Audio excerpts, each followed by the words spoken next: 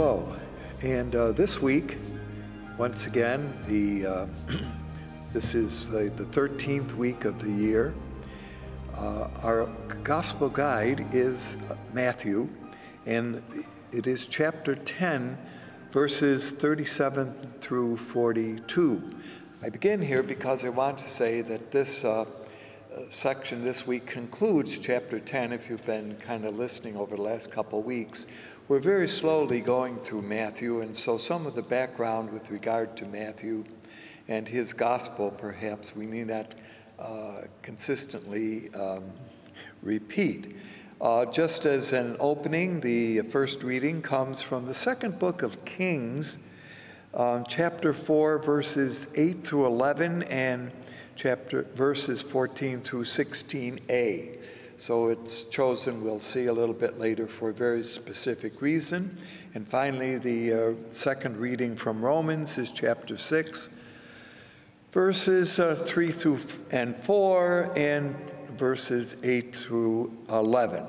So let me pick up, and again, remember we're doing a little bit of background with regard to the times in which the Gospels were written, and the information that was available also to the Gospel writers. In the section that we're going to hear this time from Matthew, he speaks to his disciples by telling them or asking them that they would leave their own families and become part of a new family which is his to create. Now, perhaps a little bit of background, because the understanding of family in the first century world isn't exactly perhaps the same as we appreciate it in our own times. The ancient Middle Eastern family, as you remember, was very large and quite extended.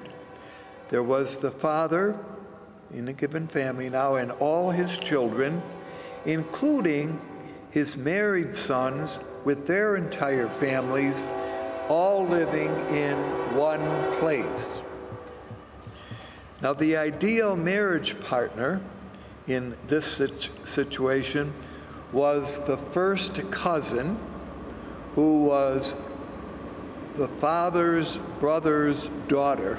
So all these things were carefully arranged when you think of the family structure. And there was a very close bond between the family, and these bonds got even closer as time went on. So therefore, the resultant, and all of this is a little background to say, is that the resultant mentality often was our family against everyone else's.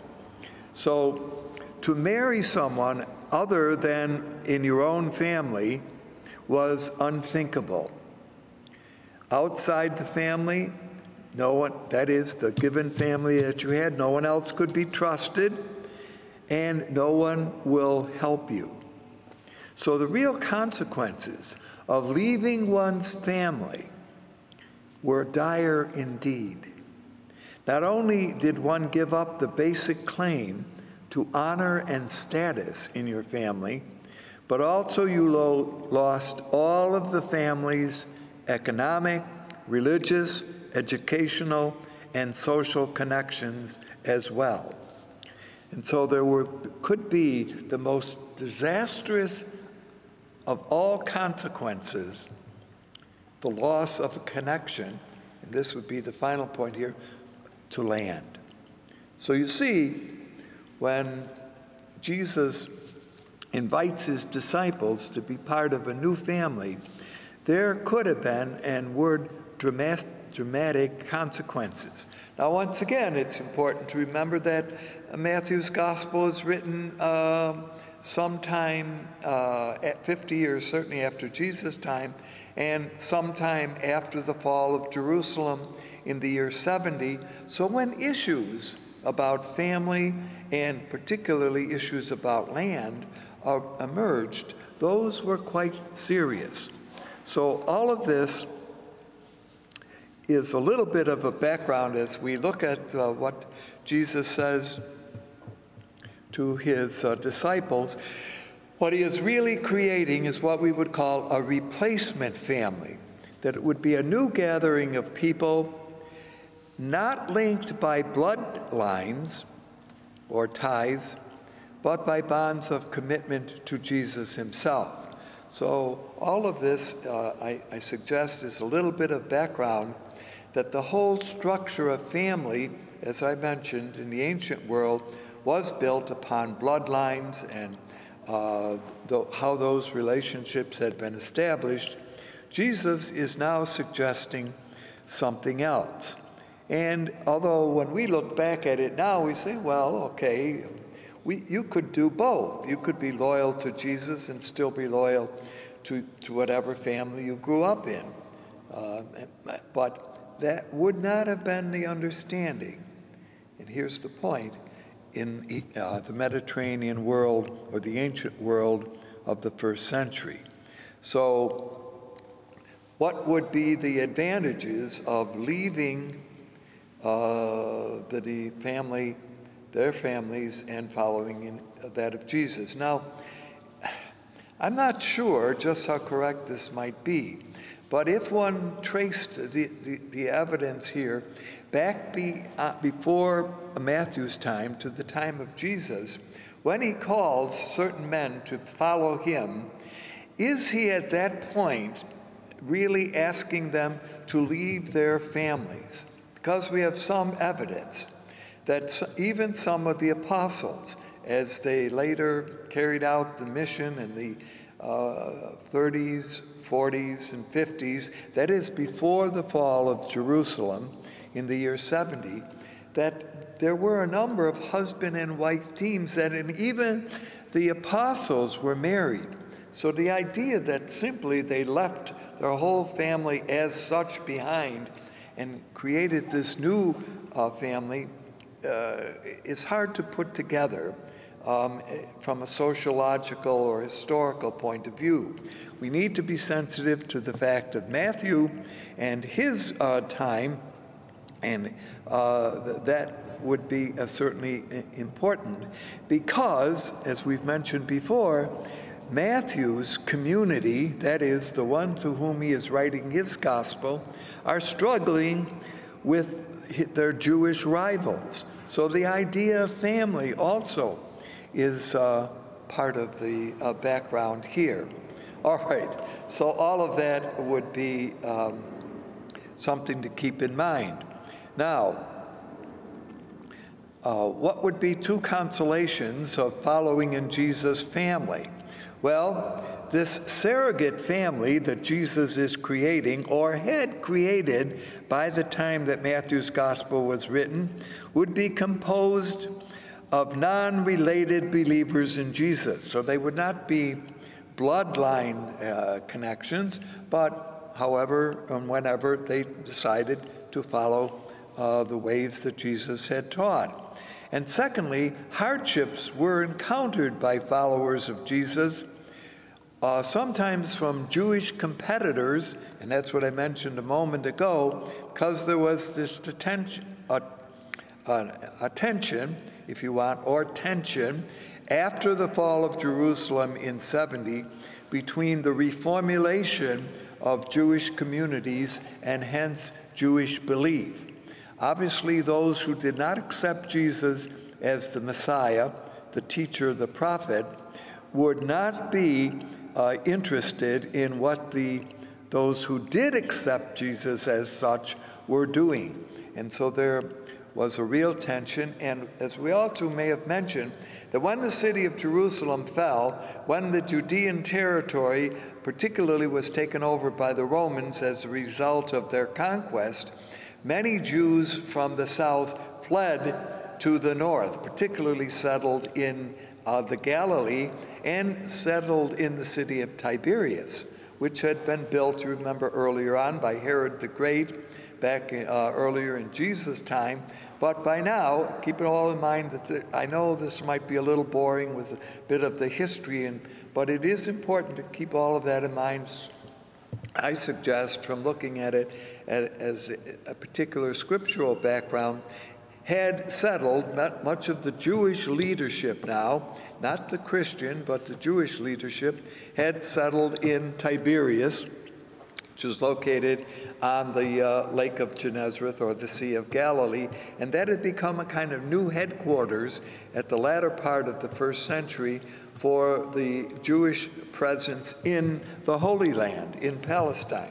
As we mentioned earlier on, many Jews had already left Palestine, called the diasporic Jews, and had settled in different cities throughout the Mediterranean world. And when one reads earlier on the Acts of the Apostles, one discovers that the writer Paul had visited those places and had established Christian communities there.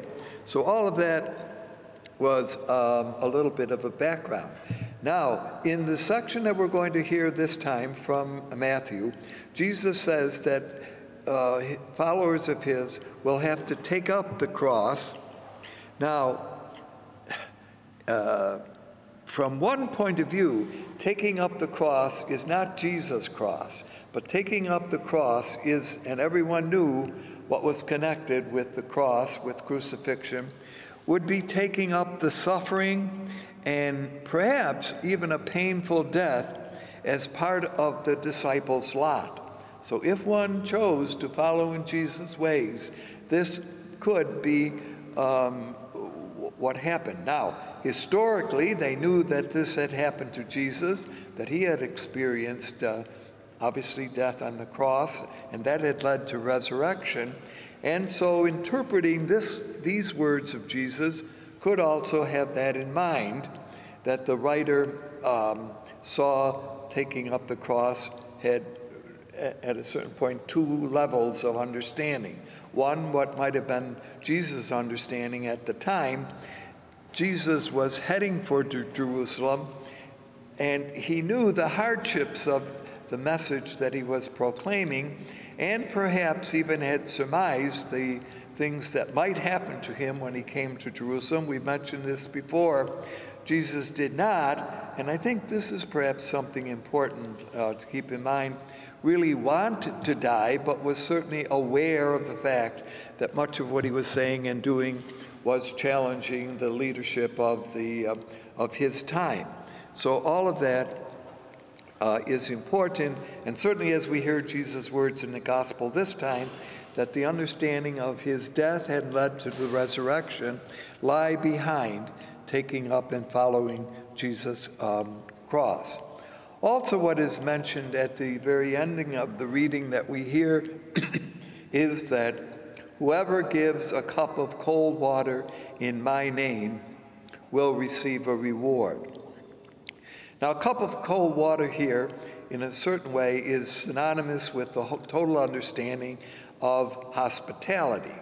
And to give a cup of cold water might not be, we've mentioned this before, quite as easy to do as we might think, because in order to do this, you had to go to a well, you had to have a container that would get the water, you had to get the water, then go and bring it. So it wasn't, as we've noticed before, not turning on the fountain in your house and just getting a cup of cold water, but it required a certain process to attain this. But here is the whole value of hospitality. We've mentioned this very often. And if you did this as a follower of Jesus for someone else, you were certainly offering the gift itself of the water and hospitality, but also you were giving the gift of the example. So much of this may lie behind some of the sayings that are attributed here. Also, while we're on this, many of these sayings that are here attributed to Jesus come from a source, we have mentioned this before, but not for a while, known as the Q source. Now, the Q source was a collection of sayings attributed to Jesus. Q source does not give very much information as to what Jesus did, and it's not interested in giving a chronology of Jesus' life. The Q source was available to two of the gospel writers, namely Matthew, whom we're looking at here, and Luke. And sometimes they both used the same saying of Jesus, but applied it in a different way. Now, we're not quite sure how the Q source came to be, who put it together, and no one has really ever seen this so-called Q source. It's called Quell, Q-U-E-L-L, simply sayings, okay?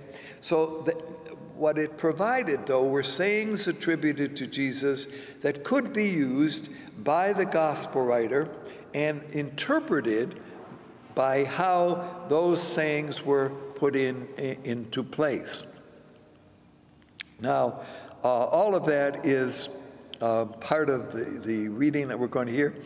Verse 40, by the way, as you notice, the verses we're looking at are 37 through 42, but verse 40 says, "Whoever receives you receives me, and whoever receives me receives the one who sent me." Now, that would be one of the Q sayings, and interestingly, that way of thinking we find more regularly in the fourth gospel, in the gospel according to John, but here it is used by Matthew as showing the intimate relationship that Jesus has with the Father, that he is really doing the work of the Father.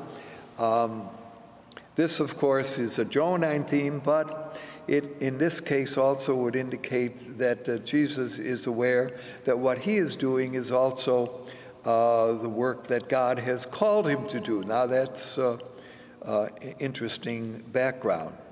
These sayings, as we mentioned in the Q, originated as small units, and as I say, were used in particular situations, and may have been adopted by fellow Christians throughout the centuries. So not only do we find this happening in the gospel writers, Matthew and Luke, but also by other thinkers, 2nd, 3rd, and 4th century thinkers, seem to have been somewhat aware of the existence of Q.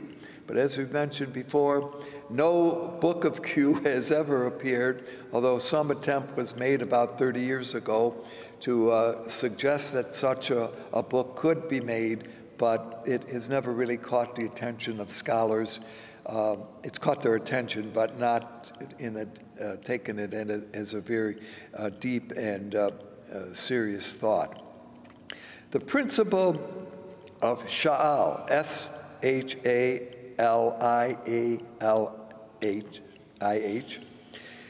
indicates that the person is an emissary, that is, someone sent to bring a message. And I mention all of this kind of just as we're looking at this kind of helter-skelter little section here, that Jesus is here given a couple of titles in verses 40 to 42, title that are used: apostle, prophet, righteous one, little ones. Now, no one quite knows who this righteous one was and how it was to be applied. Little ones may refer not simply to what we might say, if we took it literally, little ones, children, but rather little ones are those who accept the teaching, the gospel of Jesus, and they are the ones who therefore are considered to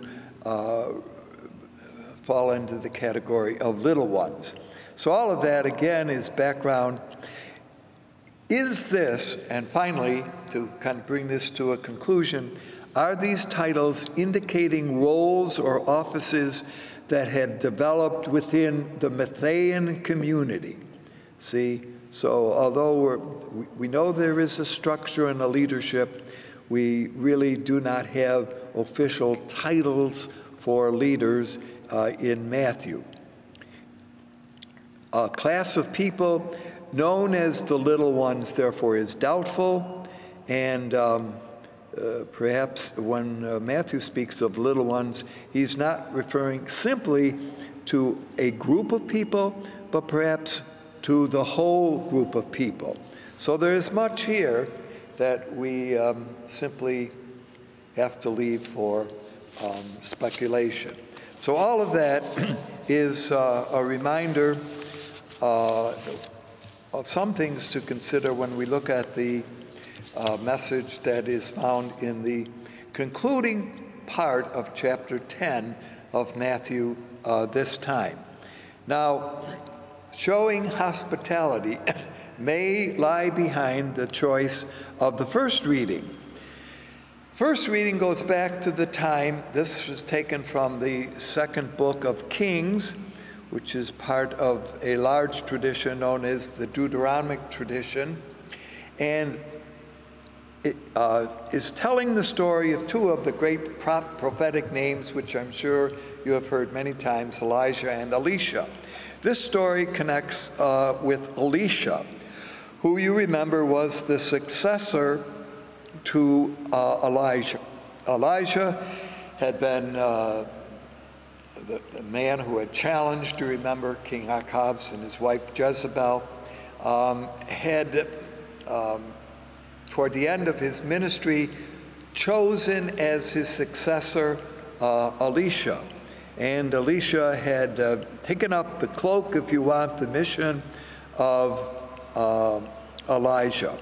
Now, here's the little episode that we're looking at. Elisha apparently had some traveling that he used to do, so as the prophet, and there was a childless woman in Shimna, S-H-U-M-E-N, Shimon, and which was located in the land of Ishakaz, which later would be called Galilee, by the way.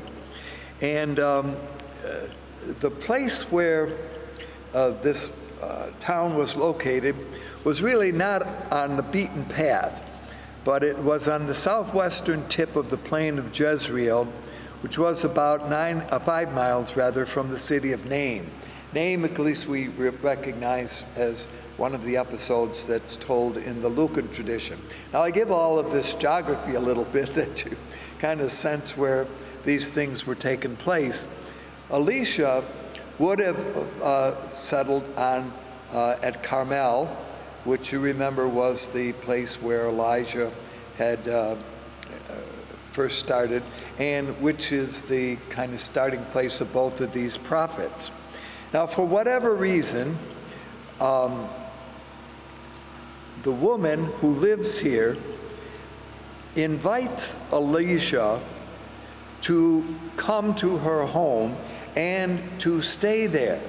Now, apparently, and it's interesting here, she is the one who engineers all of this, is a rather well-to-do woman, what we would call wealthy. She invites the prophet not only to come to their house when he is in the neighborhood, but to live upstairs, provides, I suppose today we would smile, a kind of an apartment for him, not only a room, but even furniture, whenever he is in the neighborhood. So that, she certainly illustrates the importance of hospitality.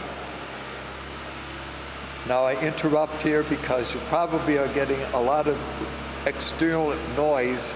They are doing some work at our church here, and I have no control over that. So anyway, listen carefully as we go on here. So this holy man of God, she says, and calling him a holy man of God, recognizes that he is capable of brokering favors from the deity, although she doesn't seek anything from Elisha. And here's the whole point, I would suggest, of this little episode, is that having received this invitation to live or to spend time, or overnight perhaps, although it wasn't as long a journey as that, Elisha says to her, "When I return again, you will be with child. So the background here is that she and her husband, who is unnamed, by the way, she's not given, we don't really know her by name, will be with child. Now there's a certain familiarity here. A similar episode had happened earlier on with regard to Abraham and Sarah, but her hospitality is really the background for this episode. So, and in fact, she and her husband have a child a year later. Now, just to finish up this little episode with regard to Elisha and the woman, apparently he did spend time here. A few years later, the child who was born dies. And the woman, the next time that Elisha visits, said, "Did I ask you, my Lord, for a son? Did I not say, 'Don't deceive me'? You gave me a son, God gave me a son, now he dies. Thanks a lot," in effect, what she says. The part of this story is that Elisha takes the boy upstairs to his room, puts him on the bed, lies on him or breathes on him, and brings him back to life. So this is the episode that revolves around the woman's continuing hospitality to Elisha, and that's the background for this. Okay. Finally, just in parting, a word about Romans 6. There is a concern here that Paul has with regard to something which was important in his time, namely the existence of boundaries. Now, he sets up two boundaries, the boundary between life and death. And he reminds the hearers here that baptism is what breaks the boundaries between sin and death and new life with Christ. And in fact, he points out that there are 3 stages in the process of baptism. I point out that baptism here in those days generally did not involve children, but rather adults who made the choice to become part of the Christian community. And that there were 3 stages, that one needed to separate from what one was engaged in, that there was a kind of liminal stage in which one was liminal, or what referred today we probably call a nomad's land, separated from the old but not yet to the new, and then a re-aggregation into the new way. So Paul's point is that those who were to be accepting the way of Jesus in baptism would go through these 3 stages. There would be a separation from the old. There would be time in which one was not quite totally away from the old, but also not ready to enter the new, and then one entered the new. So that as Paul inaugurates the ritual of baptism, it is death, burial, and resurrection.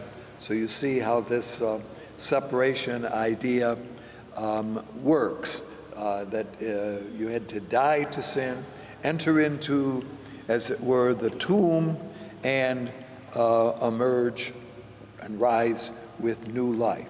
So all of that lies behind Paul's introduction to the ritual by which a person became a member of the Christian family, or a member of the Jesus community. Baptism, therefore, often is attributed to Paul as the kind of inaugurator of that. Certainly baptism of water existed in other ways, but it is here that it becomes part and parcel of our Christian tradition. So as we look at the readings for this weekend, once again we are reminded that as a follower of Jesus, sometimes we need to have the courage to stand firm in our beliefs, that our baptism gives us that courage and that strength, and that the Eucharist, when we celebrate it together, reaffirms, re-strengthens, and rekindles us to truly carry on the work of the kingdom, which in chapter 10 of Matthew's Gospel, Jesus had attributed to the 12 and passes on to us. Thank you for being with us. Hope to see you again.